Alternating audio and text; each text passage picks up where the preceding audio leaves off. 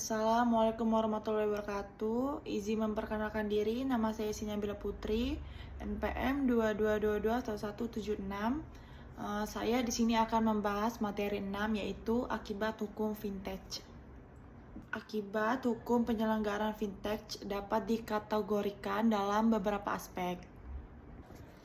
Akibat hukum dari perspektif regulasi, vintage di Indonesia diatur oleh OJK dan BI.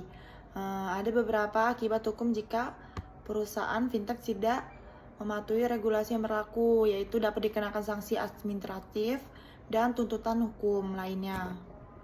Terus akibat hukum terhadap hubungan dengan konsumen yaitu tanggung jawab terhadap kebocoran data, terus penyelesaian sengketa dan tindakan hukum akibat penyalahgunaan data. Terus di dalam materi 6 ini ada juga akibat hukum dalam kasus pinjaman online ilegal atau pinjol, yaitu penagihan yang tidak sesuai dengan aturan jika melakukan penagihan dengan cara intimidatif atau melanggar hak asasi manusia dapat dikenakan sanksi pidana atau denda. Terus yang kedua ada kriminalisasi praktik vintage ilegal, yaitu pihak yang menjalani vintage ilegal dapat dijerat dengan pasal 378 KUHP tentang penipuan atau Undang-Undang ITE jika ada pelanggaran dalam transaksi elektronik tersebut.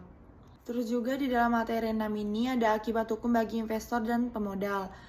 Yang pertama, resiko investasi pada vintage ilegal jika bermasalah dengan masalah hukum, investor berpotensi kehilangan modalnya yang diinvestasi pada vintage ilegal tersebut. Terus yang kedua, jika vintage yang didanai melanggar hukum, pemodal bisa ikut bertanggung jawab atas aktivitas ilegal tersebut.